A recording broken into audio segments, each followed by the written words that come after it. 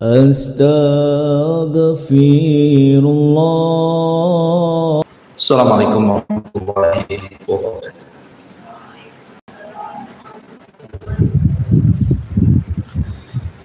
Alhamdulillah wassalatu wassalamu ala Rasulillah wa ala alihi wa sahbihi wa wala wa la hawla wa la quwwata illa billahi wa ba'du.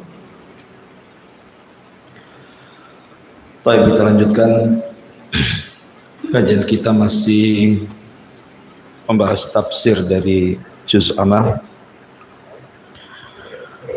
dan kita masuk pada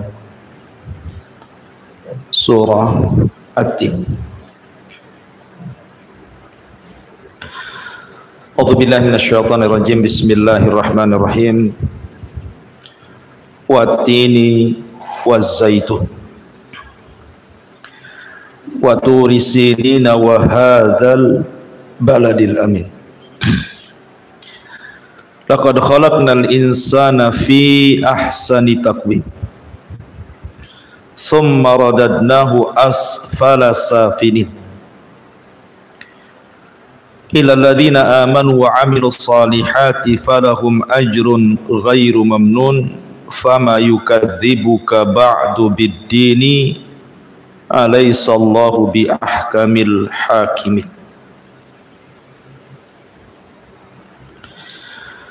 Wattini wazzaitun, demi buah tin dan demi buah zaitun. Waturi sinin, dan demi bukit Sainah. Wa hadzal baladil amin, dan demi negeri yang aman. Baik. Di sini Allah Subhanahu wa taala bersumpah dengan tin dan zaitun serta bukit Saina dan negeri yang aman, maksudnya Mekah Al-Mukarramah. Dalam kaidah tafsir, bahwa tidaklah Allah Subhanahu wa taala bersumpah dengan makhluk-makhluknya kecuali karena makhluk yang disumpahinya itu memiliki keistimewaan. Karena makhluk Allah itu banyak, tapi tidak semua dijadikan sumpah. Ketika Allah Subhanahu wa taala bersumpah dengan makhluknya, itu sesuai dengan kehendaknya. Tapi tidak boleh makhluk bersumpah kecuali kepada Allah. Tidak boleh makhluk bersumpah kepada makhluk yang lainnya. Kenapa? Karena Nabi SAW bersabda, man halafa bi ghairillahi faqad asyrak. Siapa yang bersumpah kepada Allah Subhanahu wa taala, maka dia telah menyekutukan Allah Jalla fi'ula. Terjadi silang pendapat di antara para ulama. Kenapa Allah Subhanahu wa taala bersumpah dengan 4 perkara ini? Apakah yang dimaksud sumpah Allah dengan tin dan zaitun itu maksudnya zat daripada tin dan zaitun itu sendiri? Artinya bersumpah dengan buah-buahan, ataukah maksudnya watini wazaitun itu Allah bersumpah dengan tempat tumbuhnya, negeri tumbuhnya tin dan zaitun? Atau yang dimaksud watini wazaitun itu Allah bersumpah dengan dirinya sendiri, maksudnya watin demi Rabb pencipta tin, wazaitun demi Rabb pencipta zaitun, dan begitu seterusnya. Ini 3 penafsiran yang masyhur ketika mentafsirkan surah At-Tin. Kita kupas satu-satu. Kalau yang dimaksud watini wazaitun artinya bersumpah dengan buah tin dan zaitun itu sendiri, Berarti Allah Subhanahu wa taala hendak menjelaskan bahwa dalam buah tin dan zaitun itu terkandung keistimewaan yang tidak dimiliki buah-buah yang lainnya. Adapun buah tin, sebagian para ulama mengatakan yushbihu thimarul jannah. Buah tin itu menyerupai buah sorga. Apa alasannya? Karena buah sorga itu tidak ada yang dibuang. Buah-buahan di sorga itu tidak ada yang dibuang, semua dimakan. Mau kulitnya, mau dagingnya, mau bijinya, semua dimakan. Ketika ibu-ibu makan buah-buahan seperti makan pisang umpamanya, pasti akan dikuliti kulitnya, kemudian dibuang, hanya dimakan dagingnya saja. Atau ibu makan jambu, pasti akan dimakan jambunya, dibuang bijinya. Apalagi makan durian, nggak mungkin dimakan cangkang-cangkangnya, matilah orangnya. Jadi buah-buahan di dunia ini pasti ada yang dibuang, tidak semua dimakan. Mungkin dibuang kulitnya, mungkin dibuang bijinya, mungkin dimakan bijinya, dibuang isinya. Begitulah buah-buahan di dunia. Jadi buah-buahan di sorga itu semua dimakan. Mau kulit, mau daging, mau biji, mau serat, semua dimakan. Lah buah tin itu semua dimakan. Tidak ada yang dibuang buah tin ini.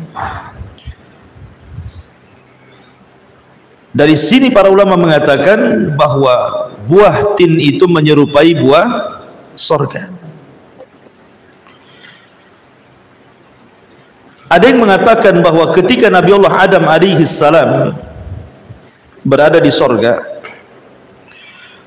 kemudian Adam alaihi salam melanggar larangan, jangan mendekati pohon, kalau sampai memakan buahnya maka dia termasuk orang zalim.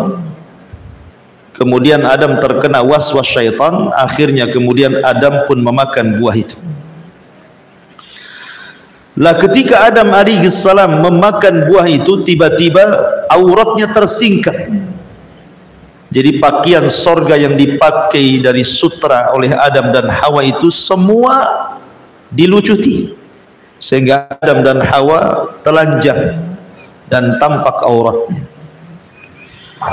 Malulah Adam alaihi salam dan juga Hawa, akhirnya keduanya tidak mau berdekatan, saling menjauh. Lah ketika Allah Subhanahu wa taala mengatakan wa tafiqa yakhsifani min waraqil jannah, maka Adam pun kemudian dan juga Hawa berusaha menutupi auratnya dengan daun-daun sorga. Maksudnya daun di sini adalah daun dari pohon tin. Ya. Ada juga yang mengatakan seperti itu. Dan buah tin ini tidak akan lepas bersama manusia, karena buah tin ini serupa dengan kurma, di mana buah kurma itu akan ada bersama manusia sepanjang hayat. Lihat kurma, ada kurma basah disebut rutab, mungkin ini musiman kan itu. Tapi ada kurma yang dikeringkan yang disebut dengan tamar. Kita bisa simpan kurma itu setahun, 2 tahun, dan kalaupun dimakan tidak terjadi apa-apa, tetap saja kan begitu. Kurma-kurma kering yang sampai kepada kita itu bisa bertahun-tahun itu.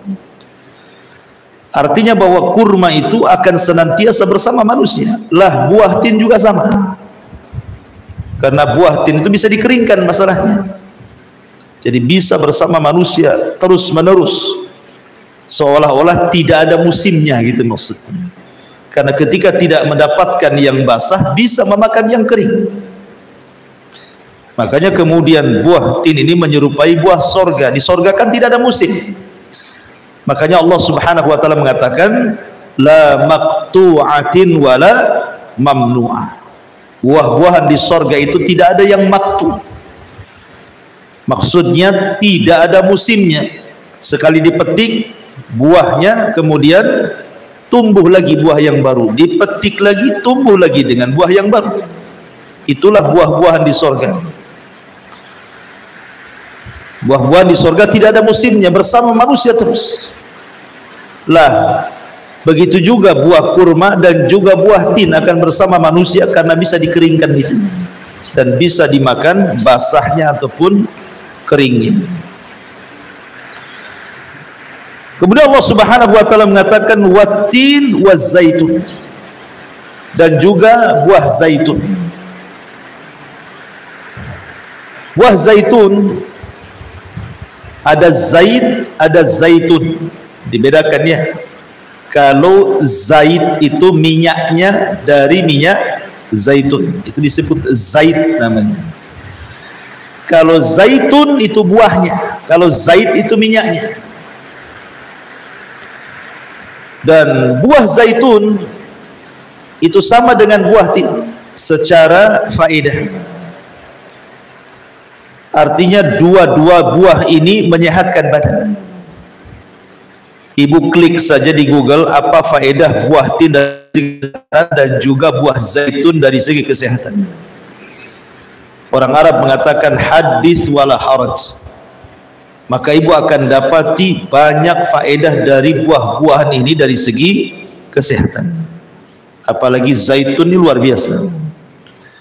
Zaitun itu bisa dioles dan bisa diminum, dan faedahnya luar biasa, menyembuhkan 70 lebih penyakit yang ada pada badan. Kemudian Allah mengatakan waturi sinin, bukit Sainah. Ini maksudnya bukan cerita bukit, tapi cerita tentang madu yang ada di perbukitan. Karena madu itu terbagi tiga, Bu. Ada yang disebut dengan aslu jabali, madu bukit atau gunung, diambil dari gua-gua, lereng-lereng gitu. Yang kedua ada namanya aslu syajari, madu yang diambil dari pohon-pohonan. Kemudian yang ketiga ada namanya madu peliharaan, yang biasa memelihara tawon itu di kotak-kotak gitu. Dan Allah Subhanahu wa taala menceritakan madu terbaik. Jadi madu terbaik itu kalau diambil dari lereng-lereng bukit dan gunung disebut jabali namanya. Itu madu terbaik di dunia itu kalau diambil dari lereng-lereng, tawon-tawon yang hidup di lereng-lereng itu. Baru kemudian kelas 2, madu yang hidup di pohon-pohon liar, di hutan-hutan liar. Makanya di Batam ini ada orang jual madu disebut madu sialang, gitu ya. Berarti diambil dari hutan sialang sana ya. Madu di hutan-hutan sana. Kemudian baru kelas 3 namanya madu ahli, madu yang memang dipelihara, ya, dikembangbiakkan. Nah itu kelas paling rendah. Ada lagi yang terakhir madu palsu. Nah, itu biasanya dari gula. Ya. Jadi di sini waturi sinin maksudnya adalah kembali kepada cerita tentang madu, karena sebelumnya cerita tentang kesehatan, ya kan? Buah tin membawa kesehatan. Kemudian buah zaitun juga membawa kesehatan. Kemudian madu membawa kesehatan. Wa hadzal baladil amin, maksudnya diisyaratkan kepada ma'u Zamzam, karena air Zamzam itu ada di Mekah. Dan air Zamzam itu air yang penuh berkah. Ya. Berarti watini wazaitun waturi sinin wa hadzal baladil amin, ini cerita tentang kesehatan. Buah tin, buah yang sehat. Kemudian zaitun juga termasuk apa? Minyak yang diberkahi kan? Zaitunatun syajaratun mubarakah. Zaitunah kan gitu ya. Di dalam Al-Qur'an itu bahwa pohon zaitun ataupun buah zaitun itu adalah buah yang diberkahi dalam surah Nur itu. Kalau buah itu sudah diberkahi oleh Allah Subhanahu wa taala, berarti buah itu banyak faedahnya. Makanya ketika Nabi Musa alaihi salam pertama mendapatkan wahyu di mana? Di pohon zaitun. Itu pertama wahyu yang turun kepada Musa itu di pohon zaitun. Jadi ketika Musa berangkat dari Madian menuju Mesir, tersesat di tengah jalan, kemudian di malam hari yang gelap gulita itu, Nabi Musa ingin mencari cahaya, mencari obor, mencari penerangan api. Dari kejauhan rupanya ada api, ada di sebuah pohon. Disangkanya pohon itu terbakar. Didekati oleh Musa, rupanya ada api yang menyala di pohon zaitun. Anehnya api itu tidak membakar, hanya nyala di pohon zaitun itu saja. Kemudian Nabi Musa alaihi salam mendekati pohon zaitun itu, semakin dekat semakin besar apinya, semakin dekat semakin besar apinya, dan anehnya tidak merasa panas. Coba kalau ada rumah kebakaran, kemudian kita mendekatkan, panas tuh. Tapi ini aneh gitu ya, semakin dekat apinya semakin besar, tapi tidak menjadikan panas. Dari sini menunjukkan bahwa api itu terbagi menjadi 4 bagian. 1, api yang membakar. Seperti ma'ruf lah ibu, kalau nyalakan kompor, itu api panas membakar. Ya. Api panas terang membakar. Kemudian yang kedua, api tidak panas tetapi dingin, seperti api yang pernah membakar Ibrahim. Ibrahim masuk ke dalam api tetapi tidak terbakar Ibrahim, justru Ibrahim kedinginan kan. Dan Allah katakan, kul ya naru kuni bardan wassalaman ala Ibrahim. Kemudian yang ketiga, api yang tidak membakar, seperti kisah Nabi Musa alaihi salam. Kemudian yang terakhir, api yang berwarna hitam dan menyiksa manusia, maksudnya api jahanam. Lah ketika Musa alaihi salam kemudian mendekati api itu, tiba-tiba di balik api yang ada di pohon zaitun itu, Allah Subhanahu wa taala berfirman kepada Musa, innani anallah, sesungguhnya aku adalah Tuhan. Ketika Allah Subhanahu wa taala berfirman kepada Nabi Musa di pohon zaitun, menunjukkan bahwa pohon zaitun dan buahnya itu adalah buah yang diberkahi. Pohon yang diberkahi itulah pohon zaitun. Makanya Allah jadikan sumpah di sini, ya, waz-zaitun. Ya. Kemudian wa turi sinin isyarat kepada madu, wa hadzal baladil amin isyarat kepada Zamzam. Dan madu ma'ruf di dalam hadis Nabi sallallahu alaihi wasallam bahwa madu itu adalah syifa, obat kan itu. Kemudian air Zamzam juga sama. Coba perhatikan. Watin obat, zaitun obat, madu obat, kemudian air Zamzam obat.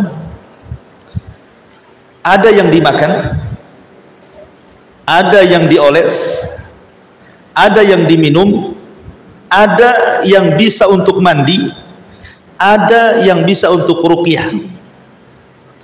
Kalau 5 perkara ini ada pada orang yang sakit, sembuh dia. Karena lengkap kan perobatannya di sini kan.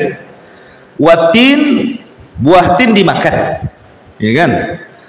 Zaitun dioles, ada yang diminum, ya. Kemudian madu diminum. Kemudian Zamzam bisa untuk mandi, bisa untuk minum. Berarti lengkap di sini kan. Ada yang diminum, ada yang dimakan, ada yang dioles, ada yang buat mandi, ada yang dijadikan ruqyah. Ruqyah air Zamzam. Untuk ruqyah kan itu ya. Berarti 5 pengobatan ini kalau ada pada orang sakit, sembuh dia. Makanya Allah Subhanahu wa taala berfirman tentang perobatan ini. Wattini waz-zaitun wa turi sinina wa hadzal baladil amin. Ini penafsiran yang pertama. Penafsiran yang pertama bahwa yang dimaksud sumpah di sini bicara tentang zat, tin dan juga zaitun. Lalu kenapa kemudian disyaratkan kepada perobatan? Karena lihat bagaimana muksamnya, yang disumpahinya apa? Laqad khalaqnal insana fi ahsani taqwim. Sungguh kami ciptakan manusia itu dalam seindah-indahnya bentuk, kan itu. Orang kalau sehat, orang kalau kenyang, orang kalau hilang hausnya, pasti dia akan terbentuk menjadi manusia sebaik-baik bentuk. Kan logikanya begitu ya. Sebab orang sakit dia tidak bisa berdiri, berarti tidak bentuk. Orang sakit, orang lapar juga sama, orang haus juga sama. Ketika kemudian tercukupi makanannya, tercukupi minumannya, tercukupi kesehatannya, maka laqad khalaqnal insana fi ahsani taqwim, maka manusia akan menjadi sebaik-baik bentuk. Nah, itu korelasi antara qasam sumpah dengan maksum yang disumpahinya ini. Ini yang pertama. Yang kedua, yang dimaksud watini wa zaitun itu artinya tempat tumbuhnya tin dan tempat tumbuhnya zaitun. Kenapa? Karena ayat kedua dan ketiganya bicara tentang tempat. Saina di Mesir, hadzal baladil amin di Hijaz, maksudnya di Mekah. Lalu di mana tin dan zaitun di tempat tumbuhnya? Tursinah tahulah kita di Mesir, kan itu ya. Wa hadzal baladil amin, negeri yang aman, kita paham Mekah maksudnya. Lalu tin dan zaitun itu di mana? Pertama, watin. Ada yang mengatakan tin itu tumbuh di negeri Irak. Makanya di situ di negeri Irak itu ada satu bukit yang disebut dengan Bukit Tin, karena banyaknya buah tin di situ. Dan di situ ada Masjid Nuh, karena Nuh alaihi salam kapalnya bukit itu, namanya Bukit Judi di Irak. Jadi bukit itu penuh dengan pohon zaitun. Di situ ada masjid namanya Masjid Nuh. Ya. Berarti dari sini maksudnya watin itu artinya tempat tumbuhnya tin di mana? Di Irak. Itulah awal tin itu tumbuh di situ. Baru kemudian tersebar ke berbagai macam negara. Ya. Wazaitun, dan tempat asal tumbuhnya zait itu artinya di Syam, Palestina khususnya, jantung kotanya Syam itu kan Palestina ya, dan sekitarnya ya. Kemudian waturi sinin artinya Mesir, wahadal baladil amin artinya Mekah. Berarti Allah bersumpah dengan 4 tempat. Pertama dengan Irak, kedua dengan Syam, ketiga dengan Mesir, keempat dengan Mekah Al-Mukarramah. Kenapa Allah Subhanahu wa taala bersumpah hanya dengan 4 tempat ini saja? Kan tempat itu banyak. Kenapa Indonesia nggak ada satupun yang disebut? Kalimantan kah gitu ya, Batam kah, kok nggak disebut gitu ya? Kenapa kemudian hanya 4 tempat ini saja?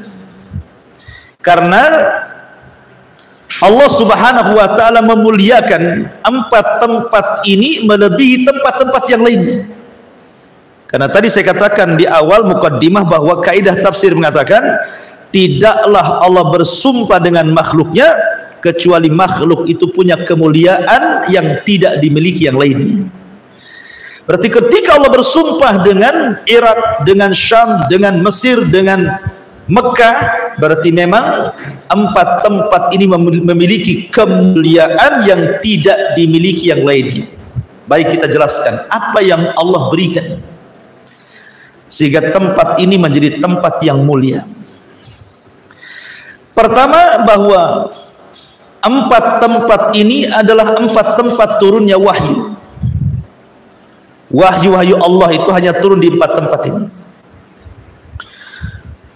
Kemudian yang kedua nanti saya ceritakan, bahwa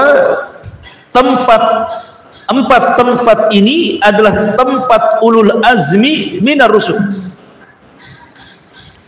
tempat-tempat rasul-rasul pilihan dan juga para nabi.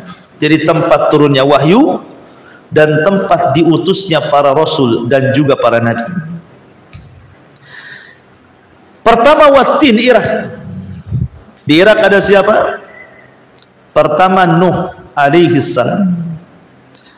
Dan Nuh adalah rasul pertama. Ketika Nuh rasul pertama, maka wahyu yang pertama turun di Irak kepada Rasul Nuh alaihi salam, karena dia awal rasul masalahnya. Yang kedua Ibrahim. Ibrahim itu lahir di Babylon. Di mana Babylon? Irak. Tempat lahirnya Ibrahim, tempat besarnya Ibrahim, tempat dakwahnya Ibrahim. Sebelum hijrah ke Palestina dan ke Mesir, kemudian ke Saudi, ke Mekah. Dan turun padanya suhuf Ibrahim. Inna hadza la fi suhufil ula suhufi Ibrahim wa Musa.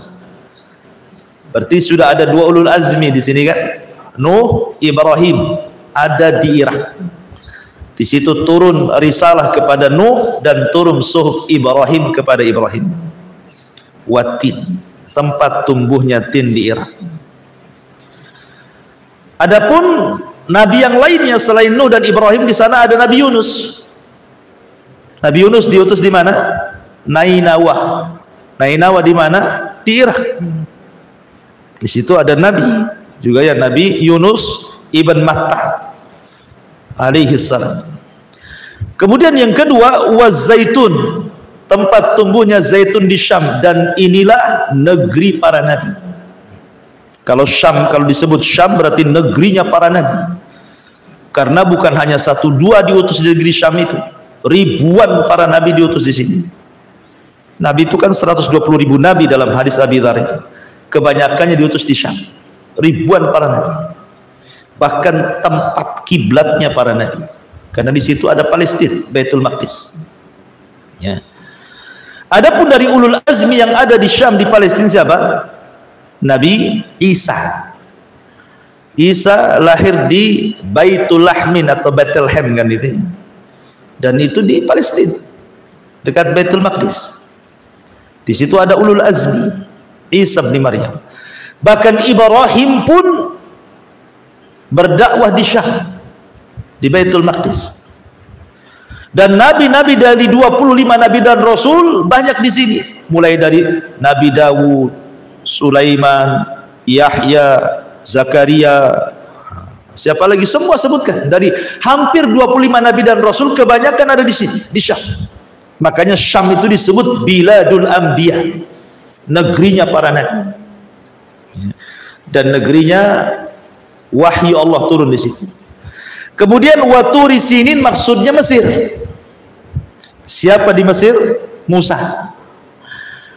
Nabi Musa alaihi salatu wassalam lahir di Mesir, berdakwah di Mesir, walaupun kemudian belakangan hijrah ke Palestina kan itu. Tapi Nabi Musa ada di situ. Kemudian yang ada di Mesir siapa lagi selain Nabi Musa? Nabi Lut yang dibawa oleh Nabi Lut pula. Nabi Lut di Irak gitu ya. Yang di Mesir Nabi Musa. Kemudian Nabi Ibrahim juga sampai di Mesir ya, pernah hijrah bersama Hajar ke Mesir, sampai terjadi fitnah dengan Fir'aun Mesir di zaman itu. Kemudian turun pada Musa apa? Taurat. Kemudian wahadzal baladil amin, maksudnya disyaratkan kepada Nabi SAW, karena di Mekah itu di antara ulul azmi yang lahir adalah Rasul.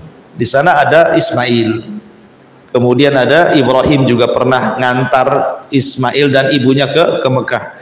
Berarti dari semua para nabi yang pernah singgah di empat tempat ini siapa? Ibrahim kan? Ibrahim pernah di Irak, Ibrahim pernah di Palestina, Ibrahim pernah ke Mesir, Ibrahim pernah ke hadal baladil amin, ke Mekah. Makanya Ibrahim itu disebut Abul Anbiya, bapaknya para nabi. Bapaknya para nabi itulah Ibrahim alaihi salam. Ya. Taib. Berarti wattini wazzaitun wa turi sinina wa hadzal baladil amin, isyarat kepada tempat. Kemudian yang ketiga, penafsiran yang ketiga, maksudnya wattini wazzaitun wa turi sinina wa hadzal baladil amin, maksudnya isyarat kepada Rabb pencipta tin, Rabb pencipta zaitun, Rabb pencipta bukit Sainah, Rabb pencipta negeri yang aman, Rabb pencipta negeri yang aman. Ya. Dan kalimat Rabb itu identik dengan bicara tentang perbuatan Allah. Allah memberikan rizki, Allah menghidupkan, Allah mematikan, Allah pokoknya identik dengan pemberian. Kalau disebut kata Rabb itu artinya identik dengan pemberian. Dan sesuatu yang diidhafahkan dengan Allah pasti sempurna. Baitullah, naqatullah, gitu ya. Sesuatu yang dinasabkan kepada Allah itu istimewa. Maka ketika di sini watin artinya demi Rabb tin, berarti tin dinasabkan kepada Rabb penciptanya, zaitun juga dinasabkan kepada penciptanya Rabb Allah. Begitu juga Tursina dan juga hadzal baladil amin, sesuatu yang dinisbatkan kepada Allah berarti negeri itu dimuliakan. Ya, dan Allah berikan banyak pemberian nikmat kepada 4 negeri ini, karena 4 negeri ini adalah negerinya para nabi dan negerinya kitab-kitab turun. Wattini wazzaitun wa turi sinina wa hadzal baladil amin. Baik. Kemudian watturi sinin, ayat yang kedua, Tursina itu tempat turunnya wahyu kepada siapa? Nabi Musa. Musa datang ke Bukit Tur untuk mendapatkan mandat Taurat, berpuasa selama 40 malam, kemudian turun Taurat kepada Musa alaihi salam. Dan Tur itu banyak dijadikan sumpah dalam Al-Quran. Daripada wattini wazzaitun wa turi sinin, di sini kan ada surat dalam Al-Quran itu namanya Suratul Tur. Surat Tur, maksudnya Tur di sini apa? Tursina, Bukit Sainah maksudnya. Karena ini bukit bersejarah. Turunnya Taurat kepada Nabi Musa alaihi salam. Wa hadzal baladil amin, dan ini negeri al-amin yang aman. Dan ini negeri yang aman. Perhatikan di sini, dari 4 tempat yang Allah jadikan sumpah ini, mana yang lebih dicintai Allah dan dekat dengan Allah? Tentu yang ketiga, ayat 3-nya, wa hadzal baladil amin. Kenapa? Karena kalimat hadza, ibu-ibu yang belajar bahasa Arab, hadza itu isim apa? Isim isyarat. Isim isyarah, mengisyaratkan sesuatu. Hadza itu lil qarib atau lil ba'id? Lil qarib, dekat. Hadza tilk, gitu ya. Kalau dekat ini disebut hadza, kalau jauh tilka, nah gitu ya. Berarti hadza itu isyarat, ismul isyarah lil qarib, artinya isim isyarat untuk jarak dekat. Barangnya ada di depan kita. Kalau jauh bukan pakai hadza, salah ya bahasa Arabnya. Ketika Allah Subhanahu wa taala mengisyaratkan dengan isim isyarat dan menggunakan lil qarib untuk jarak dekat, menunjukkan bahwa Allah lebih cinta kepada negeri Mekah. Ya, karena lebih dekat dengan Mekah. Mana dalilnya? Ketika Nabi SAW diusir dari Mekah dan hijrah ke kota Madinah, sebelum Nabi SAW meninggalkan tanah haram, apa kata Nabi SAW? Wallahi innaki la atyabuki biladan wa ahabbuki biladan. Demi Allah, bersumpah Rasul itu kepada Mekah ini, demi Allah engkau itu negeri yang paling atyab. Atyab itu menggunakan ismu tafdil, yang paling baik di dunia dan yang paling dicintai Allah Subhanahu wa taala. Jadi dari 4 negeri yang dijadikan sumpah, yang paling baik dan yang paling dicintai Allah adalah negeri Mekah. wa hadzal baladil amin. Dan Rasul juga mengatakan seperti itu, yang paling dicintai Allah Azza wa Jalla. Kenapa? Karena Mekah adalah negeri yang pertama kali Allah diibadahi.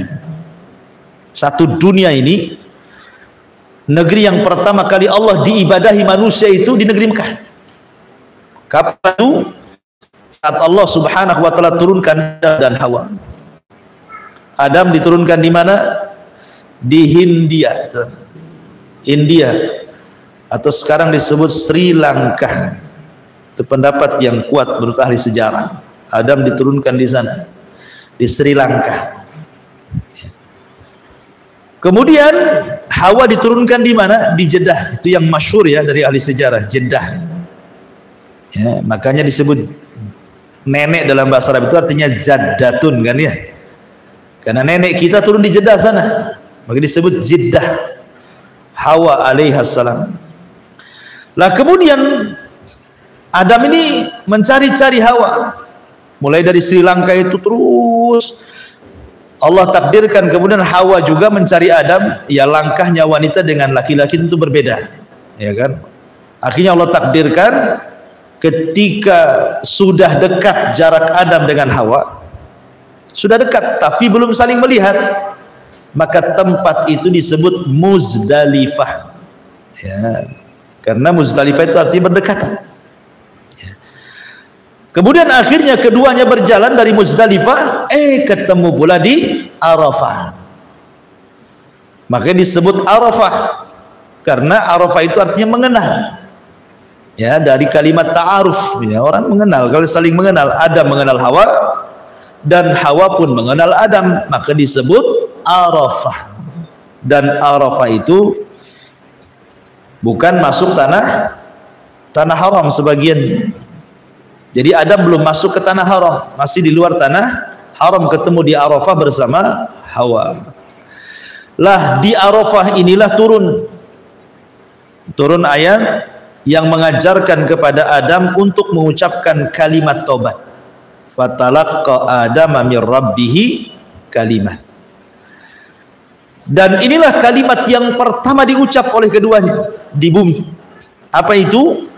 Rabbana zalamna anfusana fa illam taghfir lana wa tarhamna lanakunanna minal khasirin. Ini ucapan pertama yang diucapkan Adam dan Hawa di bumi ini. Rabbana, ya Rabb kami, sungguh kami telah mendolimi diri kami. Kalau engkau tidak mengampuni kami, maka tentu kami akan menjadi orang yang merugi.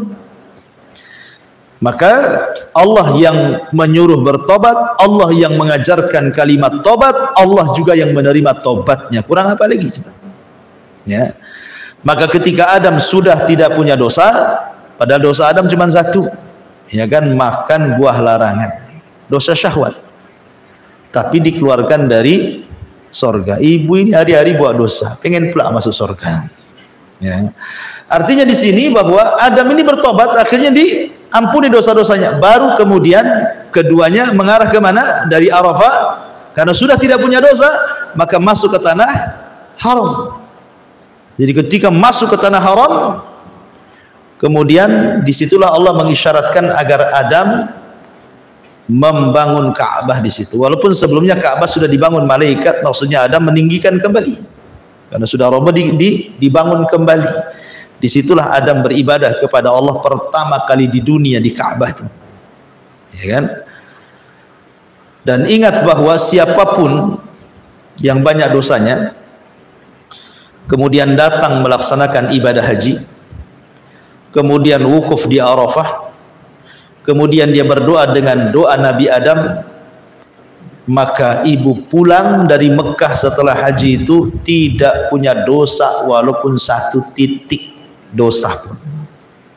Karena Rasul yang mengatakan, barang siapa yang haji ke Baitullah Al-Haram, raja'a ka yaumin waladathu ummuh, maka dia pulang seperti bayi yang baru dilahirkan. Kenapa seperti bayi yang dilahirkan? Artinya tidak punya dosa. Ya, karena Nabi Adam alaihi salam berdoa di Arafah, Rabbana zalamna anfusana wa illam taghfir lana wa tarhamna lanakunanna minal khasirin. Adam dihapuskan dosanya semuanya.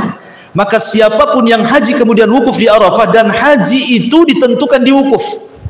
Makanya ada istilah al-hajju al-arafah. Haji itu ditentukan dengan wukuf di Arafah. Dan Adam berada di Arafah, berdoa minta ampun, dan Allah ampuni dosanya. Ya, Allah ampuni dosanya. Ketika kemudian dia keluar dari Arafah, sudah hilang dosanya. Maka orang-orang yang wukuf di Arafah saat haji, kalau dia betul-betul berdoa minta ampun, maka keluar dari Arafah insya Allah akan dihapuskan dosa-dosa seperti Adam alaihi salam. Tapi kebanyakan tidak. Orang haji di Arafah malah selfie pula di Arafah gitu. Nampak ada artis sedang wukuf, tolong pegang kameranya. Ya. Jadi justru sekarang di Arafah itu harusnya di situ khusyuk kan itu ya. Sebagaimana Adam menangis di situ, menyesali dosa-dosanya, itulah harusnya kita lakukan hal yang sama supaya keluar dari haji dan pulang ke rumah itu kayaumin waladathu ummuhu, seperti bayi yang berlahirkan, tidak punya dosa sama sekali. Luar biasa gitu ya. Tentu hajinya yang betul-betul haji, karena Ibnu Umar suatu ketika duduk bersama ayahnya Umar bin Khattab semasa menjadi khalifah. Jadi dua orang ini sedang wukuf di Arafah, melihat ribuan kaum muslimin yang numplak di Arafah. Abdullah ibn Umar takjub dan mengatakan kepada ayahnya Umar bin Khattab, alangkah banyaknya haji ini wahai ayah, tidak seperti di zaman Nabi, luar biasa. Kemudian Umar mengatakan, ya, yang haji banyak tetapi yang untuk Allah sedikit, katanya. Itu di zaman Umar tuh ngomong begitu. Di zaman Umar di zaman sahabat, masa Umar ngomong begitu? Itu di zaman keemasan yang Nabi SAW mengatakan khairun nasi qarni, baik-baik generasi adalah generasi aku dan sahabatku kan. Umar mengatakan yang haji banyak, ya nak, yang haji banyak, tapi yang untuk Allah sedikit. Di zaman itu ya. Kalau di zaman sekarang ya wallahu alam kan itu ya. Di zaman itu memang ibadahnya luar biasa, keikhlasannya luar biasa, perjuangannya luar biasa. Untuk haji saja dari Syam itu bertahun-tahun mereka sampai situ kan itu. Nggak ada kendaraan, lewat laut macam-macam. Ya. Apalagi zaman sekarang. Mungkin layaklah ucapan Umar itu kalau diucapkan di zaman sekarang, karena umumnya orang haji di zaman sekarang memang jarang yang lillah. Kalau memang betul-betul lillah, ya minimalnya ya asal ibadah itu kan sirriyah. Asal ibadah itu sirriyah artinya tidak diketahui orang. Kalau bisa itu haji di mana gitu, tetangga datang, tahu-tahu pulang suami dah botak saja kan. Suaminya habis dari mana? Botak, habis dicukur tuh kan. Jadi dia mengikhlaskan niat ini tidak, mulai dari berangkat sampai pulang semua ada dokumentasinya. Kalau kau nggak percaya aku haji nih, tengok, ini suamiku, ini samping saya nih. Ini Mekahnya, ini untanya, ini kurmanya, ini orang Baduinya, semua dia ada di situ dokumentasinya. Ya.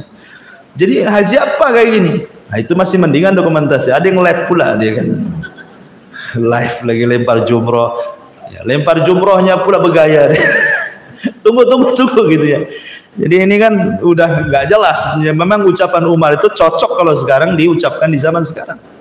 Ya. Betapa banyak orang yang haji tetapi untuk Allah sedikit gitu. Baik. Wa hadzal baladil amin, kalimat al-amin aman. Maksudnya aman, negeri yang aman itu maksudnya aman dari apa? Kenapa Mekah disebut negeri aman? Kenapa tidak kalimat aman dinasabkan ke Irak, dinasabkan ke Syam atau dinasabkan ke Mesir? Kenapa hanya dinasabkan ke Mekah? Kan ini kan 4 tempat. Kenapa hanya Mekah saja disebut al-amin, aman? Kata para ulama, aman di sini terbagi menjadi beberapa bagian. Pertama, al-amnu minal khauf, negeri yang aman dari rasa takut.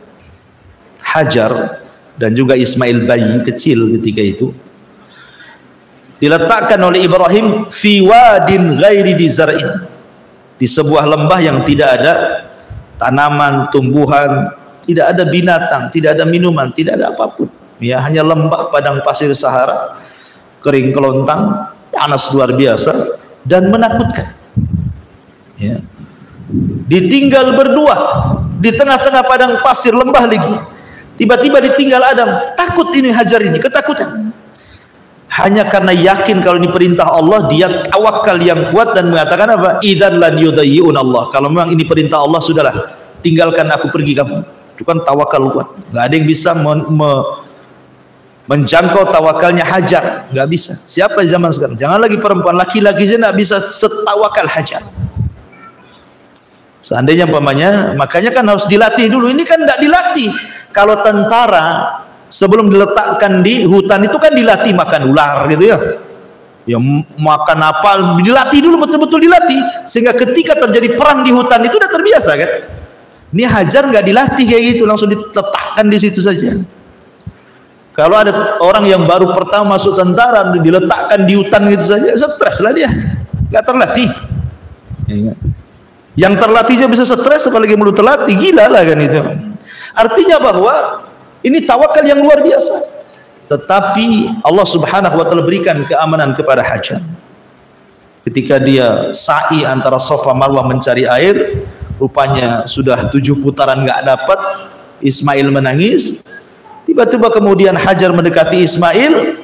Tiba-tiba di sampingnya ada Jibril. Jibril ini menggerakkan kakinya Ismail untuk memukulkan di bumi itu. Tiba-tiba muncrat air kan dari kakinya Ismail itu. Nah, langsung kemudian Hajar karena saking bahagianya dibendunglah. Dalam kalau kita ada tanah begini, nah, di bendung-bendungnya itu disebut zam. Zam. Akhirnya membulat. Nah, maka air itu sampai hari itu disebut zam. Karena zam itu artinya membendung. Ada tanah dikeruk, dikeataskan pakai tangan tuh sampai akhirnya membentuk kolam. Zam. Akhirnya jadilah air itu air zam-zam sampai hari ini. Kalau seandainya tidak dibendung, katanya Nabi, tentu akan menjadi sungai padang pasir itu. Ya, karena oleh Hajar dibendung, akhirnya tidak kemana-mana, di situ saja airnya. Tidak sampai kemudian menjadi sungai, lautan padang pasir itu. Lah yang pertama kali menemukan zam-zam itu tentu adalah binatang, burung-burung dari mana-mana datang kan itu. Kalau sudah ada air pasti ada burung. Lalu rupanya di situ terlihat oleh kafilah dari suku Jurhum. Ada orang Jurhum yang biasa berniaga, dari kejauhan kok ada burung, mereka sedang mencari air. Maka mendekati tempat itu rupanya ada anak kecil dan wanita. Suku Jurhum ini asli Yaman. Ya, suku Jurhum ini asli Yaman. Dan orang-orang Yaman sejak dulu terkenal dengan apa? Araqul qulub, orangnya lembut hatinya. Mereka bisa buat jahat loh. Kalau mau kan tinggal dibunuh saja kan. Mereka orang pedagang laki-laki, orang ramai gitu ya. Kalau mau mengambil air, dan air pada waktu itu luar biasa, memang sangat berharga sekali gitu ya. Bisa perang gara-gara air. Contohnya ketika di zaman Abdul Muttalib menemukan Zam-Zam. Kan mau perang tuh, rebutan sumur Zam-Zam tuh. Ya. Kalau seandainya suku Jurhum mau mengambil air, gampang itu, bisa dibunuh Hajar, dibunuh Ismail, diambil lah kan itu. Tapi mereka orang-orang berakhlak. Siapa yang menjadikan mereka berakhlak? Allah. Supaya apa? Supaya negeri itu diamankan oleh Allah. Makanya kemudian mereka pun meminta baik-baik, tapi Hajar mengatakan tidak. Kalau kau ingin minta air, barter dengan makanan. Kami sudah lama tidak makan katanya. Kami minum terus, kami pengen makan. Nah, disitulah terjadi deal-dealan barter antara minuman dan makanan. Sejak itulah tidak pernah kelaparan lagi. Ya, karena banyak lalu lalang kafilah, akhirnya apa? Barter makanan. Nah, sudahlah punya penghasilan di situ dengan jual air Zam-Zam itu. Hanya jual air aja kan? Nah, apa yang mau dijual? Air lah kan itu. Itu sudah luar biasa air itu. Disitulah akhirnya Allah berikan keamanan dari rasa lapar. Falyabudu rabb hadzal bait alladzi at'amahum min ju' wa amanahum min khauf.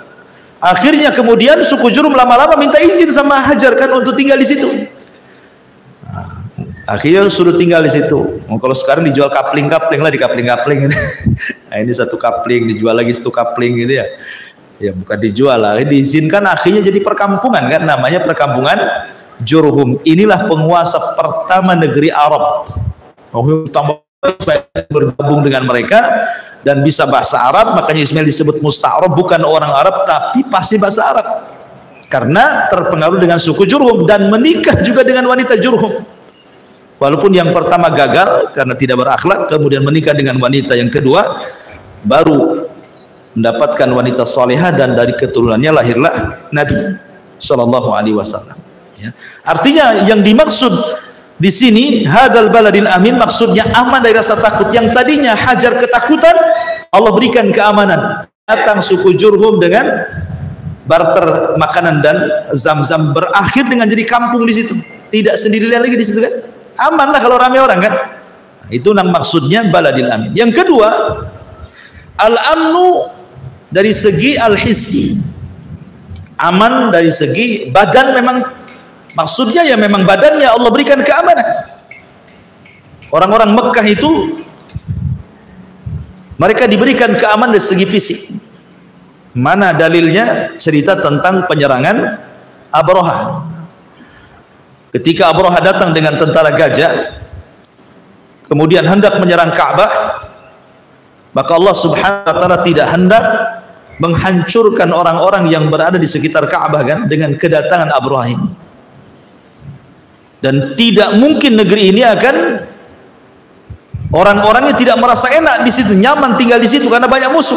Sebab kalau seandainya Abraha sampai menjajah, bagaimana orang hidup di atas penjajahan kan? Kan tidak aman tuh, badannya pun tidak aman.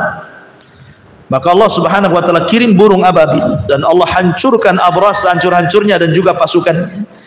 Maka sejak itulah mereka diberikan keamanan. Kemana saja orang Mekah, mau ke Yaman, mau ke Syam, tidak pernah diganggu badannya, nggak pernah dirampok hartanya, dibunuh jiwanya. Padahal mereka itu suka dagang dan jalannya pun padang pasir gitu ya. Makanya Allah mengatakan li'ila fi Quraisyin ila fi rihlatas syita, di waktu dingin, wasaif, ada rihlah perjalanan di waktu dingin dan ada rihlah di musim panas. Jadi setahun itu mereka mengadakan perjalanan dagang 2 kali, musim panas dan musim dingin. Musim dingin ke Yaman, musim panas ke Syam. Dan tidak ada orang berani menyentuh. Kalau bilang orang Mekah, orang takut semua. Kenapa? Karena keyakinan mereka dulu itu kan masih percaya dengan macam-macam gitu ya. Takut kalau nyakiti orang Mekah itu datang burung akan melempar dengan batu, kemudian terjadi seperti yang terjadi kepada Abraha. Itu yang kemudian orang Mekah betul-betul fisiknya aman kemana-mana. Nah ini juga akibat daripada negeri yang aman, sampai fisik-fisiknya orang-orang Mekah itu aman. Itu maksud aman yang kedua. Maksud al-amni yang ketiga, wa hadzal baladil amin, memang bukan hanya dari segi rasa aman, dari rasa takut, kemudian fisiknya, termasuk segala apa yang dihajatkan manusia di sana Allah berikan keamanan. Aman, tidak ada kekurangan. Sampai hari ini Mekah itu negeri tandus, nanam singkong itu jadi kayu bakar. Kalau kita nanam singkong ya betul-betul tumbuh di sana, singkong kering lah itu batangnya, ya, tidak bisa ditanam. Tapi banyak orang jual singkong di sana. Nah, dari mana gitu ya? Jadi buah-buahan itu memang tidak ditanam di sana, tapi melimpah. Luar biasa penduduknya. Apapun yang dihajatkan kita di sini dari buah-buahan ada semua di sana. Bahkan lebih ranum lagi, lebih besar lagi, lebih enak lagi, lebih segar lagi. Karena apa? Allah berikan kecukupan, dan itu makna baladil amin. Makanya disebutkan negeri yang aman. Wa hadzal baladil amin. Dan kenapa negeri ini dimuliakan? Karena di situ ada Ka'bah. Ya, di situ ada Ka'bah, dan Ka'bah itu kiblatnya kaum muslimin, kita kiblat kita semuanya. Di situ ada Ka'bah, jadi mulia. Ya. Lalu kalau kita cerita Ka'bah Bu ya, Ka'bah itu kan pernah dihancurkan beberapa kali dalam dunia Islam ya. Kita jangan cerita Abraha itu kan orang kafir. Ya. Tapi dalam dunia Islam itu Ka'bah pernah dihancurkan. Siapa yang menghancurkan Ka'bah? Abdullah ibn Zubair.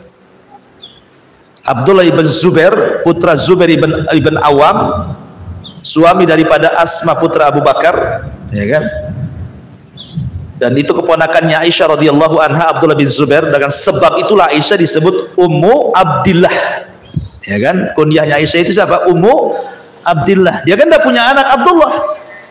Lalu dari mana munculnya Abdullah? Dari Abdullah bin Zubair. Karena waktu Abdullah bin Zubair kecil itu suka digendong Aisyah. Dan dia keponakannya. Karena dia putra daripada Asma, putri Abu Bakar. Aisyah juga putri Abu Bakar. Asma menikah dengan Zubair bin Awam. Dan Zubair bin Awam itu 10 sahabat yang dijadikan masuk surga. Lahirlah Abdullah ibn Zubair. Aisyah suka tuh dengan Abdullah Zubair karena lucu. Maka orang-orang memanggil Aisyah dengan Ummu Abdillah. Lah saat Muawiyah bin Abi Sufyan berkuasa, raja pertama ya, kekhilafan Khulafaur Rasyidin itu 30 tahun. Diawali Abu Bakar, Umar, Utsman, Ali dan putranya Ali Hasan bin Ali. 30 tahun. Itu disebut masa fase Khulafaur Rasyidin. Setelah masa fase Khulafaur Rasyidin 30 tahun ada namanya Mulkun Warahmah, masa kerajaan. Udah nggak ada lagi Khulafaur Rasyidin, yang ada kerajaan tapi diliputi rahmat. Raja pertama siapa? Muawiyah ibn Abi Sufyan. Muawiyah kemudian meninggal, diteruskan anaknya Yazid bin Muawiyah. Yazid bin Muawiyah meninggal, diteruskan anaknya namanya Muawiyah ibn Yazid. Lah Muawiyah ibn Yazid ini lemah orangnya, sehingga kacau, negaranya kacau, padahal negara besar. Disitulah Abdullah ibn Zubair memproklamirkan diri jadi khalifah di Madinah. Semua orang berbaiat. Maka akhirnya dia pun sempat berkuasa bagi kaum muslimin dan sah kepemimpinannya karena dibaiat banyak orang. Abdullah bin Zubair ini. Lah di saat dia berkuasa itulah dia merobohkan Ka'bah. Untuk apa? Untuk direnovasi, diratakan, kemudian dibangun lagi persis seperti bangunan Ibrahim. Memanjang kayak meja ini kan memanjang. Nah, dulu memanjang seperti ini Ka'bah. Hijr Ismail itu masuk ke dalam Ka'bah. Dan sebelah timur dan barat ada pintu. Jadi Ka'bah, kalau sekarang kan Ka'bah tinggi, kalau orang masuk pintu harus naik tangga kan gitu. Kalau dulu enggak, pintu itu sama dengan tanah. Sebelah barat ada pintu, sebelah timur ada pintu, pintu masuk dan pintu keluar, dan semua orang boleh masuk. Mau orang miskin, mau orang kaya, mau pejabat, mau menteri, pokoknya semua orang masuk, bisa. Mau perempuan, laki-laki keluar masuk. Memang betul-betul Abdullah bin Zubair dibangun seperti keinginan Nabi, tapi kan tidak terlaksana di zaman Nabi kan. Nabi hanya ngomong saja sama Aisyah, aku itu pengen merobohkan Ka'bah, kata Nabi, aku jadikan seperti bangunan Ibrahim, kalau bukan karena takut akan fitnah kepada kaumku, sudah kurobohkan, kata Rasul. Tapi sampai Rasul meninggal tidak terjadi kan. Baru terjadi di zaman Abdullah ibn Zubair, persis seperti bangunan Ibrahim. Ya, karena Ka'bah sekarang ini bukan bangunan Ibrahim, bangunan ala Quraisy dengan mengeluarkan Hijr Ismail. Hijr Ismail itu bagian Ka'bah. Ya. Tiba-tiba setelah penyerangan Hajjaj ibn Yusuf di bawah kekuasaan Abdul Malik ibn Marwan dari Syam, kalahlah Abdullah bin Zubair, dibunuhlah oleh Hajjaj ibn Yusuf. Abdul Malik ibn Marwan tidak sampai riwayat tentang masalah Rasul yang menginginkan menghancurkan Ka'bah dan membangun kembali seperti Ibrahim. Tidak sampai hadis ini kepada siapa? Abdul Malik ibn Marwan. Disangkanya Abdullah bin Zubair itu pandai-pandai dirobohkan Ka'bah. Diperintahkanlah Hajjaj ibn Yusuf dirobohkan lagi, dibalikin semula lagi bangunannya. Itulah maksudnya. Artinya 2 kali perubahan Ka'bah ya di dunia Islam maksudnya. Ya, dirobohkan, dibangun lagi sama Hajjaj, malah seperti bangunan Quraisy lagi. Apa alasannya orang-orang Quraisy kok tidak memasukkan Hijr Ismail? Bukan tidak memasukkan, orang-orang Quraisy itu mau memasukkan, cuman dananya terbatas. Karena waktu itu orang-orang Quraisy menganggap tidak boleh masuk dana haram. Yang boleh itu dana yang halal saja. Maka karena sedikit dananya terpaksa cuma separuh dibangun. Lah, itu tidak sampai kepada Abdul Malik ibn Marwan menyuruh Hajjaj merobohkan, dibangun kembali. Di masa Imam Malik menjadi mufti Madinah, Imam Malik pernah diminta fatwa gitu, wah Imam, bagaimana kalau seandainya kita robohkan aja lah, kamu kan penguasa Madinah, ulama Madinah, kamu kan bisa ngomong sama khalifah, kita robohkan saja Ka'bah itu, kita bangun balik seperti bangunan Ibrahim. Tapi Imam Malik menolak, dan dia mengatakan, saya tidak mau Ka'bah ini menjadi permainan para penguasa, asli dirobohkan dibangun, dirobohkan dibangun, sampai kapan kan itu ya. Imam Malik menolak. Pertanyaannya, ketika Ka'bah dirobohkan, hendak dirobohkan oleh Abraha, datang Ababil. Ketika Ka'bah dirobohkan oleh Abdullah ibn Zubair, yang kedua oleh Abdul Malik ibn Marwan, tak ada pula burung ababil itu. Lalu apa bedanya perobohan ini? Ini terjadi betul-betul dirobohkan. Kalau Abraha kan belum terjadi gitu ya. Ya. Maka ulama mengatakan karena Abraha itu bermaksud menghancurkan dan tidak membangun. Dia memang untuk menghancurkan saja, nggak akan dibangun lagi gitu ya. Tetapi kaum muslimin seperti Abdullah bin Zubair ataupun Hajjaj ibn Yusuf merobohkan itu untuk dibangun kembali. Makanya tidak datang burung ababil menyerang mereka karena tujuannya mengislah, memperbaiki, bukan merobohkan. Persis seperti ketika Rasul berusia 15 tahun terjadi banjir, sebelumnya ada orang jahat, kemudian terkena sebagian Ka'bah, ditambah-tambah kena banjir, robohlah sebagiannya. Orang-orang jahiliyah bingung karena sebagian orang-orang tua itu masih menyaksikan bagaimana burung ababil itu menghancurkan Abraha, sehingga ketika kemudian ada ide untuk namanya Mughirah, ya, Al-Walid ibn Mughirah. Al-Walid ibn Mughirah ini orang tua yang dituakan di orang-orang jahili di masa itu dan orang yang paling kaya, tetapi dia kufur sehingga Allah turunkan surah Al-Mudaththir kepada Al-Walid ibn Mughirah ini, darni wa man khalaqtu wahida wa ja'altu lahu malam mamduda, dan sampai akhir ayat sauslihi saqar itu ya, itu kepada Al-Walid ibn Mughirah. Walid ibn Mughirah orang berakal sebenarnya. Akhirnya dia mengatakan kepada orang-orang musyrik, biarlah aku yang memulai menghancurkannya. Kalau memang datang burung ababil dan menembak saya, biar saya saja yang mati. Kalau memang niat saya jahat. Akhirnya Walid mengambil palu, orang udah tegang tuh, datang nggak burung ini, datang nggak burung ini kan. Pas dirobohkan satu bata, nggak terjadi apa-apa.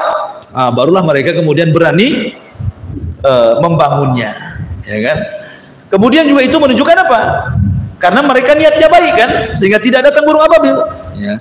Kemudian kisah yang kedua, ketika Rasul menyerbu Mekah, sebagian kabilah di sekitar Mekah itu sebenarnya sebagian mereka mau beriman tapi perlu bukti. Ini apa?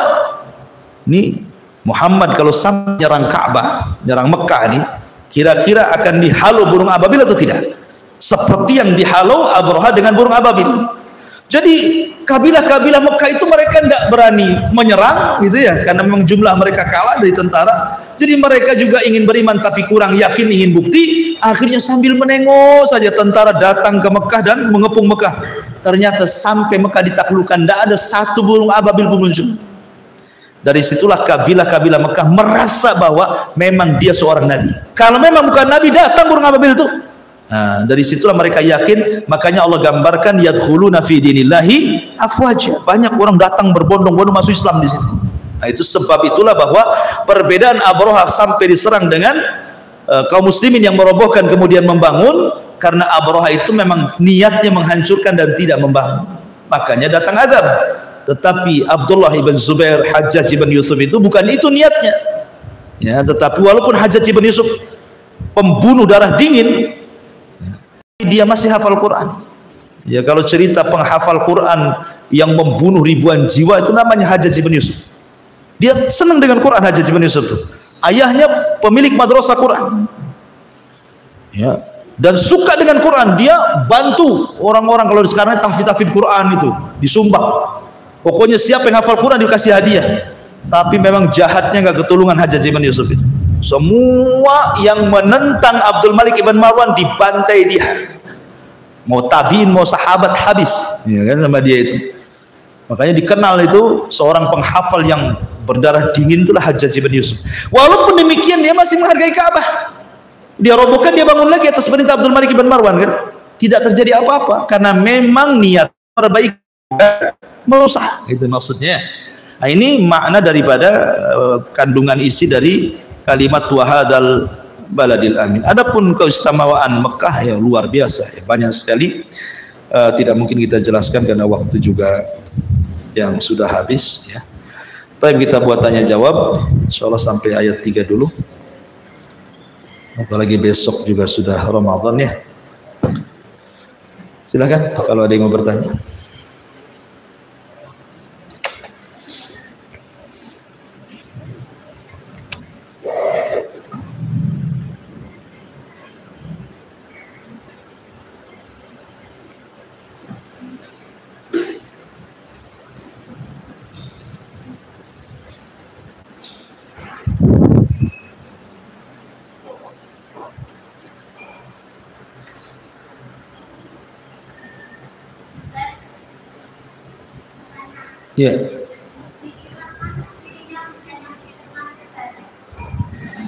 Hah?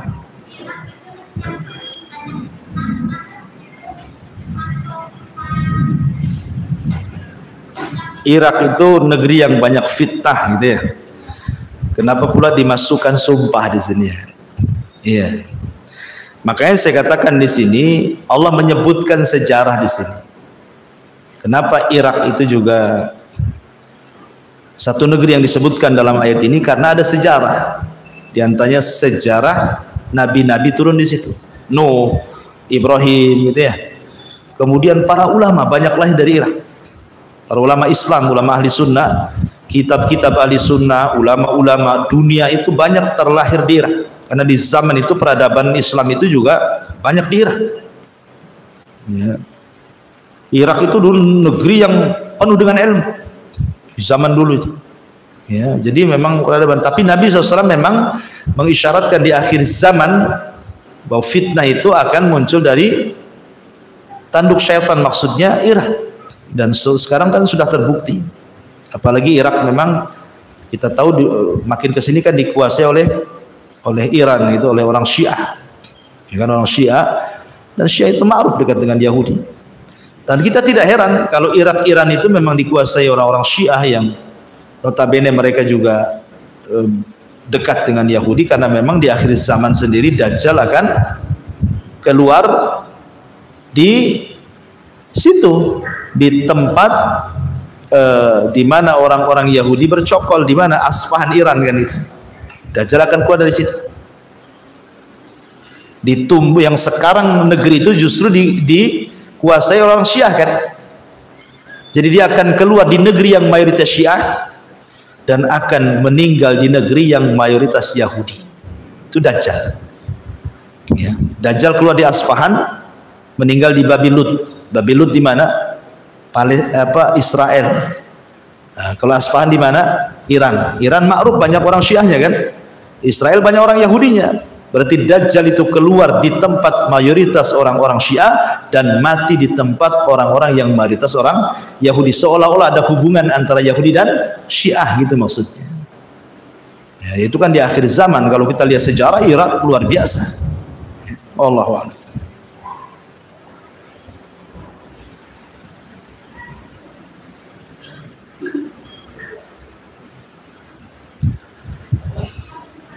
Iya.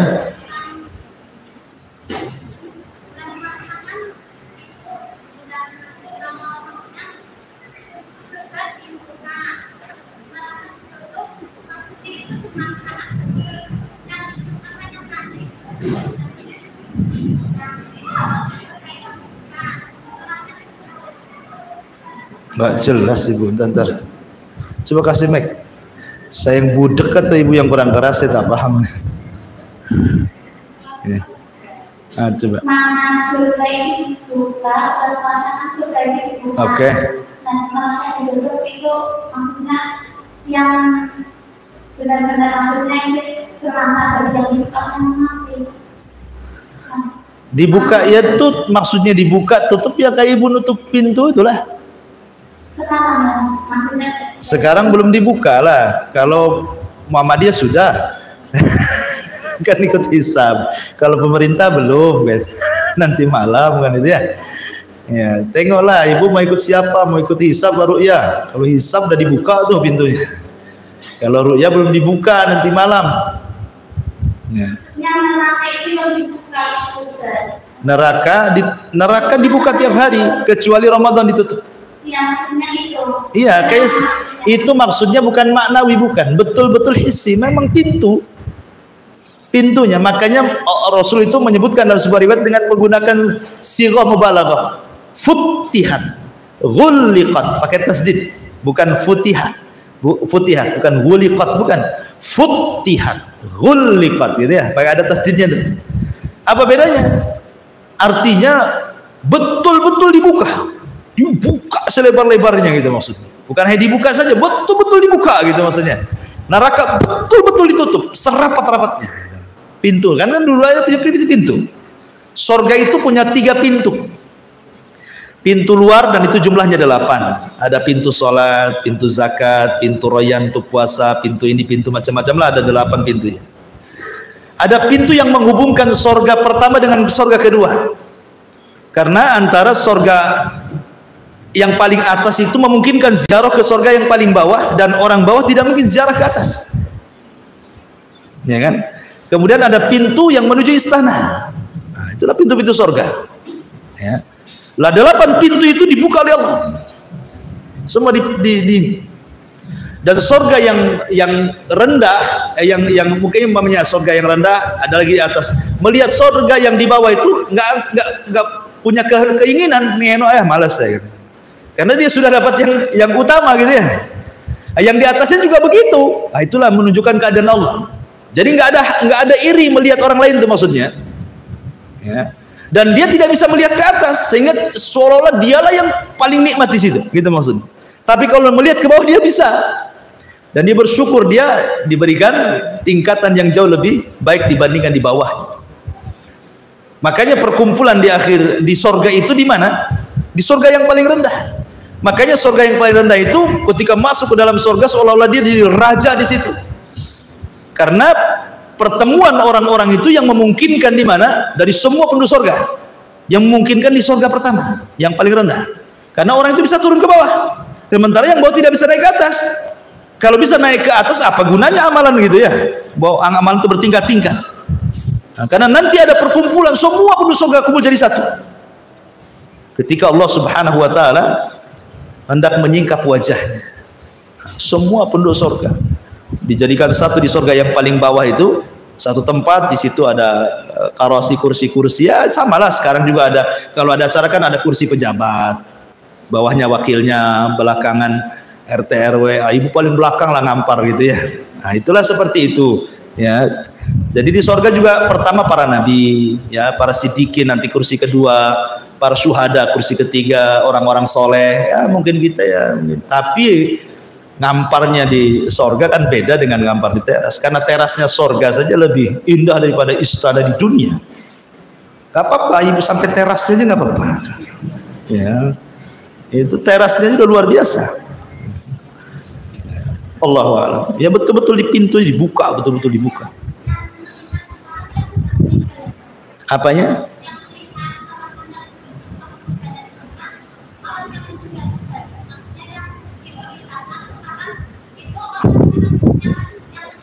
Orang yang meninggal, mereka bolak-balik masuk surga, lihat amalannya. Kalau dia para syuhada, ruhnya itu akan dibolak-balikan masuk surga dengan burung surga, nanti ditaruh di kendil-kendil, ya kan? Adapun orang-orang saleh ya di bawah-bawah pohon. Ada juga orang yang ruhnya sama sekali tidak masuk ke surga. Macam-macam itu khilaf masalah ulama ya. Masalah apakah yang jelas bahwa ruhnya orang-orang yang dikubur itu memungkinkan keluar masuk surga. Ya. Karena ada hadisnya tentang ruh syuhada itu ya, di mana dibawa oleh burung kemudian diletakkan di kendil-kendil di bawah arsy Allah Subhanahu wa Ta'ala. Adapun orang-orang saleh digantungkan di pohon-pohon. Jadi memang makanya sorga itu ada 3. Ada sorga dunia, ada sorga di alam barzah, ada sorga kelak di akhirat setelah padang mahsyar. Sorga dunia, itmi'nanul qalbi, ketenangan hati, itulah sorga. Sorga dunia itu ya ketenangan hati. Kalau ibu tenang, tidak takut besok makan apa, minum apa gitu ya. Tidak takut suaminya macam-macam, tidak takut anaknya macam-macam, tidak takut tetangganya kurang ajar. Aman, tidak takut rumahnya bocor. Aman, tidak takut kendaraannya mogok. Aman semuanya, itu surga. Itulah ketenangan hati. Surga kedua, alam barzah, disebut dengan nikmat kubur. Itulah surga kedua. Kita akan merasakan nikmat yang jauh lebih nikmat dibandingkan di atas bumi. Surga ketiga, itu paling nikmat. Surga yang sesungguhnya. Makanya Imam Abdul Qayyim mengatakan, malam yadkhulil jannah fid dunya lam yadkhulil jannah fil akhirah. Siapa yang tidak masuk surga dunia, dia tidak akan masuk surga akhirat. Dan di antara 2 surga ada surga lagi yang disebut nikmatul kubur itu. Wallahu a'lam.